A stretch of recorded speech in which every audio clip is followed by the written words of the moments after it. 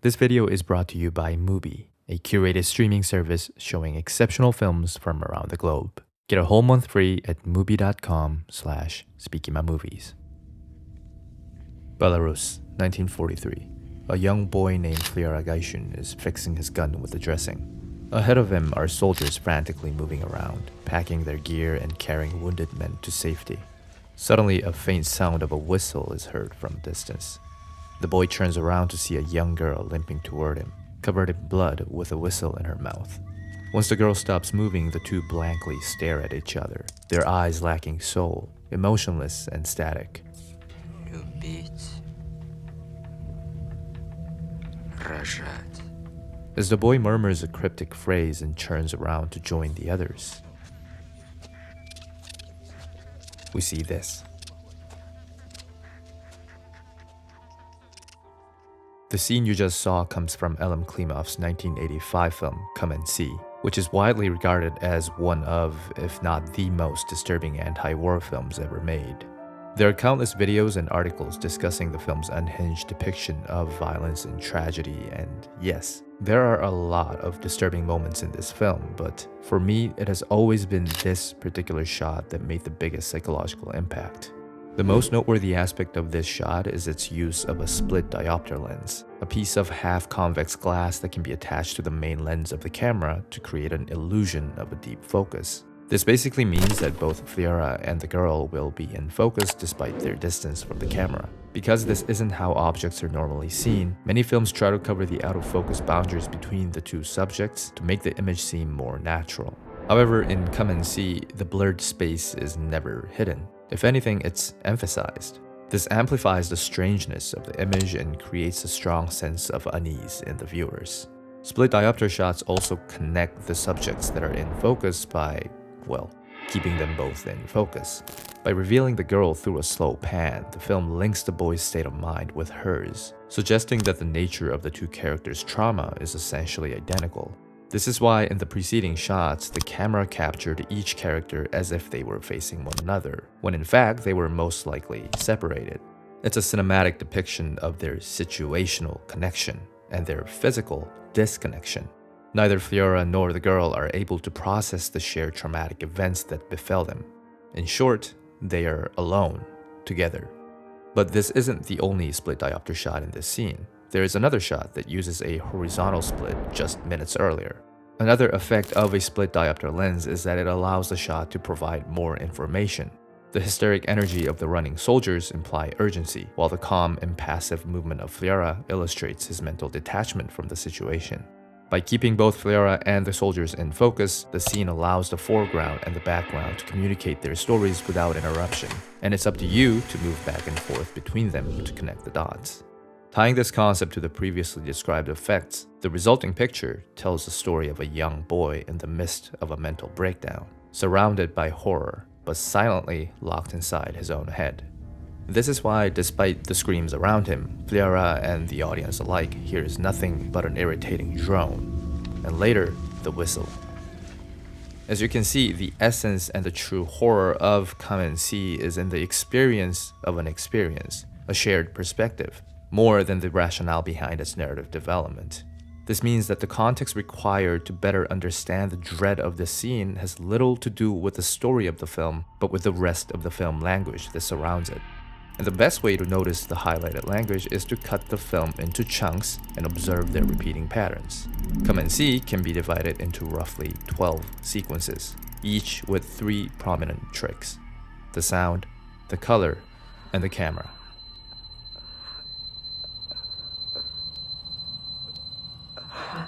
One of the most intriguing aspects about the sounds of Come and See is that most of them are presented from the perspective of Fyodor. While the climactic scene of the German soldiers killing the villagers features a variety of different sounds that collide with one another, it accents only 2 distinct tones: the unreasonably bright quality of the yodeling and the laughs, and the rough and bleak texture of the screams and fire. The accented juxtaposition makes a logical sense if you consider the audible elements as an echo of Fyodor's state of mind. In other words, you're hearing a selective audio, where the sounds Fyodor chooses to focus on are heard louder than others. This first happens right before his departure to the partisan camps, where the sound of the birds at the other end of the room are heard with clarity. A similar thing happens with a man's voice when he is looking around the camp, and with a radio when he's cleaning the pot. The initial uses of selective or subjective audio are easy to miss, as their primary objective is to establish the idea of perspective, showing that the world around Fiora is slowly intruding and affecting his mental state, whether he realizes it or not. It's only when the film reaches the 30-minute mark that the audio trick takes on a more significant and noticeable role, psychologically isolating Fiora and cornering the audience into his subjective terror. In sequence 5, the bomb that nearly kills him and the girl he met at the camp, Glasha, deafens his ears, muting the sounds of the world with a never-ending drone. Although the muffled world slowly goes back to normal, the drone never quite disappears, and the audience is forced to stand the stressful noise until the very end.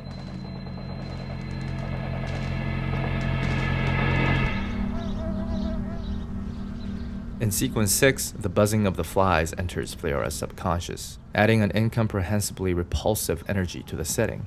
As the scene progresses, it becomes more and more evident that his family members have been killed, and the buzzing becomes a direct link to this horrid reality.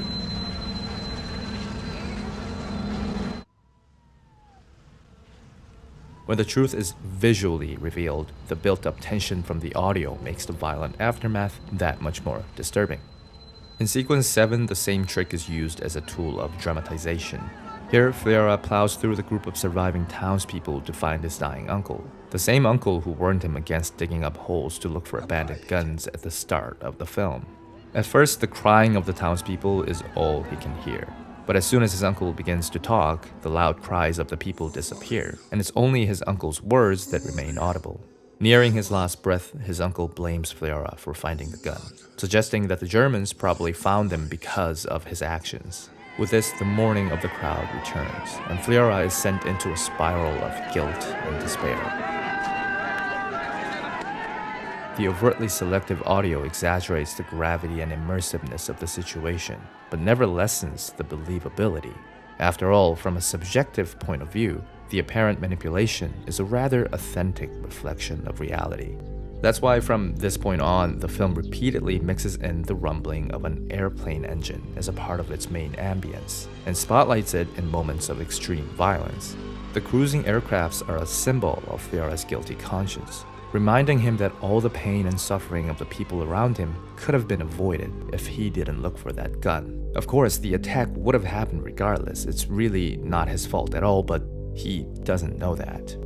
This is also why we hear the exact same whistle sound twice in the last sequence, once when the girl approaches, and again when Fleora joins others to see the captured Germans, because it creates a mental connection between the German soldiers and the girl, reminding Fleora and the audience of their despicable actions. This is how the characters are used in Come and See, as a tool adopted for the portrait of destruction, devoid of humanness and meaningful character development. The German soldiers have no real human qualities. The characters Fleora encounters have no real depth. Even Fleora himself, putting aside the loss of innocence, lacks qualities of a typical protagonist. We see comparable deterioration, but no true backstory, conveyed thoughts, or humanized expressions. He never spends time with his family, nor does he communicate ideas outside his passion for becoming a soldier. It's a sketch of a simple joy, a simple sadness, that converts with time into pure rage and hostility. He is but a victim of violence, a trail of human degradation. But could immersion alone save a film from absence of appreciable transformation? If not, perhaps it's the disassembly of a human form itself that behaves as the arc in this film. A simplified version of ourselves filled with a single emotional drive to revenge, or better yet, no emotion at all, a true depiction of trauma. Bringing the human characters to a standstill, the maturation instead happens from outside the narrative realm, through colors on screen. Chiefly relying on analogous and complementary color schemes, the film initially paints the screen with thick blue-green combinations to illuminate the hopelessness of the world. The color scheme then periodically contrasts with different shades of orange to imply a glimpse of hope in some scenes and conflict in others. When the film reaches its emotional height, the opposing color pattern shifts from blue and orange to purple and red, removing all traces of hope and replacing them with rage and violence. Once the peak has been resolved, the film returns to its original blue-green spectrum, ending the overwhelming journey on passivity and dejection. But this doesn't mean that the film treats all characters as a pointless gimmick. Cinematically, there are plenty of intricacies to be found in the seemingly stale characters. It could even be argued that the effectiveness of Come and See in large part comes from its self-restraint. The main reason why the camera floats around like a ghost, a neutral observer, is because it finds no need to force anything. The unrelenting reality before your eyes should enter as unprocessed as it can be, because that's what makes everything more terrifying.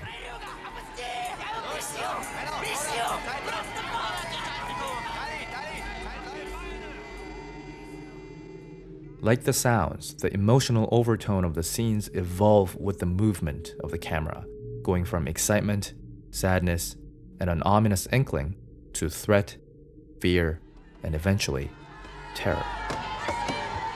Yet the dynamic movement of the camera is only a small portion of the film.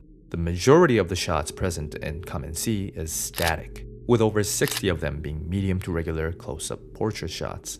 By pairing the close-ups with the film's 1:37 aspect ratio, the characters get locked inside the frame with little to no other visual information on screen, obliging the audience to stay and witness the evolution of the different characters.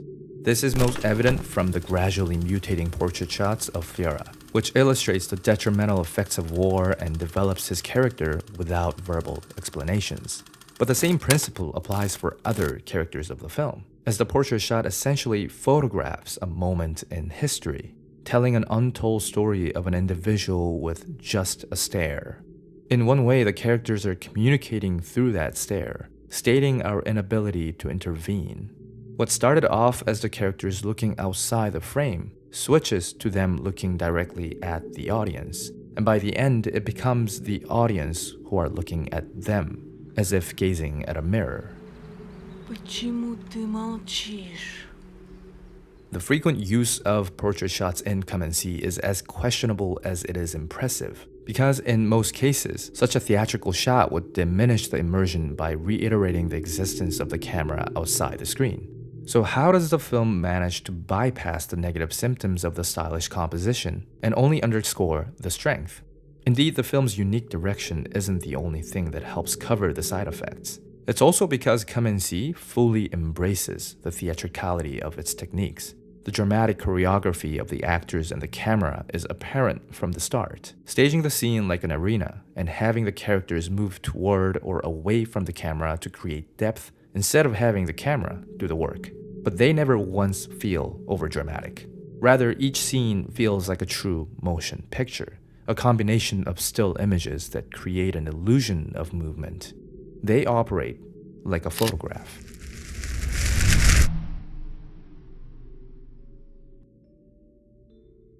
There are photo-like aesthetics everywhere in Come and See, from character placements, framing of background objects, to actual scenes with a camera. There are different interpretations of the scene where Fiora stops himself from shooting the gun when a photo of Hitler as a baby pops up on screen. Many think of his voluntary restraint as an active portrayal of his humanity, that Fiora has managed to retain his benevolence even after everything has been through. But I see it differently. There are two noticeable uses of a dolly zoom in this film. Once in the partisan camp when the soldiers are taking a picture, and once before Fiora shoots the portrait. As unrelated as the two events may seem, they are linked through a very particular message, that what is done cannot be undone and can only live through your memory. Photographs are just the same. It is all about capturing a moment that will never return. In Come and See, the act of taking pictures is a gesture of desperation, sometimes to celebrate and at other times to never forget. That's why the film doesn't end with Fiora shooting the portrait, but with him joining the rest of the troop and moving forward, because the war is not over. The last shot of the running troops, therefore, is in no way a downplay of Fiera's uniquely individual and frankly horrific journey, nor a glorification of his endurance. It is the face of war, a visual representation of its dehumanizing nature. Why would the camera have lingered on their faces if not to cherish their remaining character, to mourn after their loss? Why else would the film have restrained itself from giving them a conventional arc, if not to emphasize the brutalization of their humanness? While the collective image of individuals signal a lack of relevance and importance, their individuality speaks a story just as tragic as Fiera's. But like I said, war is war, and nothing more. If it only dehumanizes, it's only logical that it ends without humanization. After all, the film did invite us all to come and see for ourselves.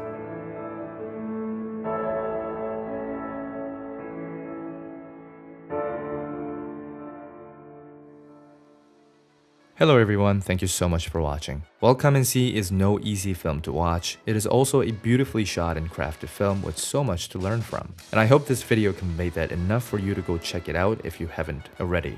And if you have watched and loved Come and See and want to see more films like it, I recommend you to check out Mubi, the sponsor for today's video. Mubi is a curated streaming service dedicated to elevating great cinema from all around the globe. From iconic directors to emerging auteurs, there's always something new to discover. And since every film is hand-picked, it's a great way to watch films you love and discover new films you haven't seen before. For instance, in Canada, where I am, Mubi recently released one of my favorite war drama films called Phoenix. It's a gripping film about a German Jewish woman who underwent reconstructive surgery on her face after surviving Auschwitz and meets her former husband to see if he has betrayed her. It's an exquisitely shot and elegantly paced film with tons of cinematic tricks to pick up on. And right now, you can head over to mubi.com/SpeakingAboutMovies to watch Phoenix and other outstanding works for free for 30 days. That's mubi.com/SpeakingAboutMovies. So go check it out, and again, thanks for watching.